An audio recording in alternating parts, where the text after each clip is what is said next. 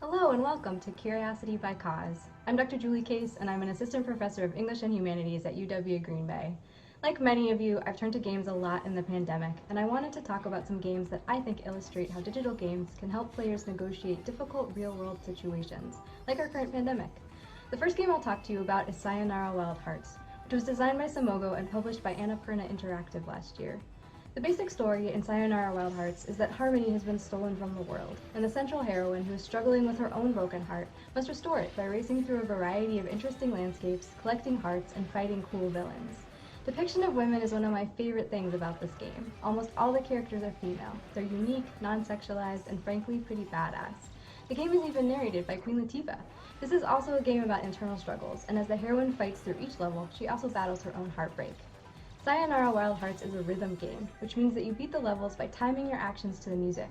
It's been called a pop album video game, and it features an upbeat original score. The gameplay experience is slightly different depending on which platform you use, but I like to play on the Nintendo Switch, where the controllers vibrate, contributing to a strong physical experience. This fast, music-centered game has the potential to engage your body in the same way that a concert or a dance party might, all of those things that we're missing right now. The levels are also short, which makes it easy to pick up when you're looking for a quick, fun break.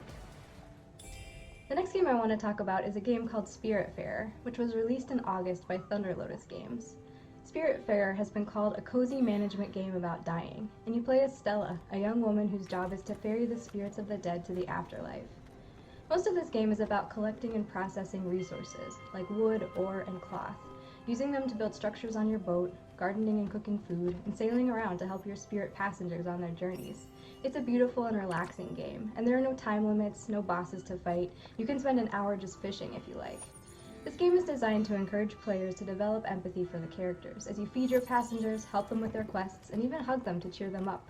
As you move through the game, you learn about their experiences, including things they wrestled with when they were alive: mental illness, trauma, physical disability, dementia, and more.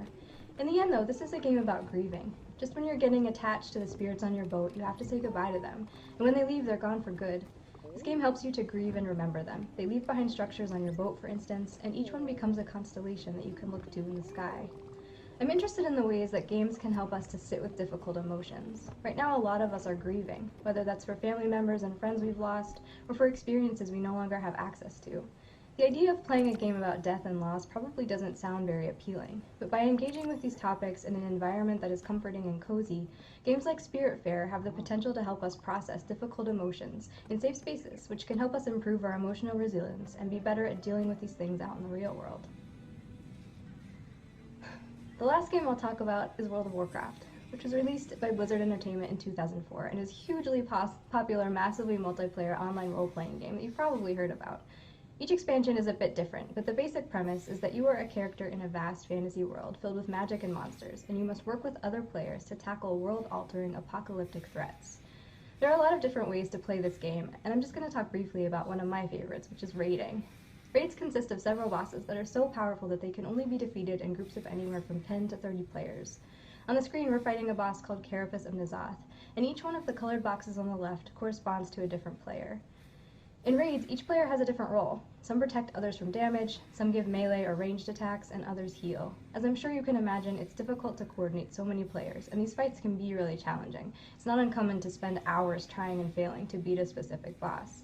This may sound frustrating, and it can be, but it's also an awesome part of the game. Not only is it an amazing rush to finally beat a difficult boss after many failed attempts, but it also builds a great sense of camaraderie and teamwork, particularly if you play with the same players repeatedly. This game is a great way to stay connected to distant friends and to meet and talk to people you would never encounter otherwise. A few weeks ago, for instance, a raid group I was in included an American EMT, a woman from New Zealand, and a man from England, all of whom shared different COVID stories. There are a lot of academic studies about how beating difficult challenges in digital games can help players to build strong real-world connections. I've been thinking about this idea a lot during the pandemic, which doesn't seem so different from World of Warcraft. We too are facing a difficult challenge that affects everyone and that has drastically altered our world. The stakes are high and the battle is hard, and we all have an important role to play. It may seem impossible. In fact, we may sometimes feel like we failed. But I hope that at the end of this, we will all feel a similar connection to one another, the same kind of collective triumph and joy that comes from working together to overcome something difficult. If you can't wait that long, in the meantime, you may be able to find that same emotional experience in your digital games. Thanks so much for watching. I'm Dr. Juli Case, and this has been a Curiosity by CAHSS talk.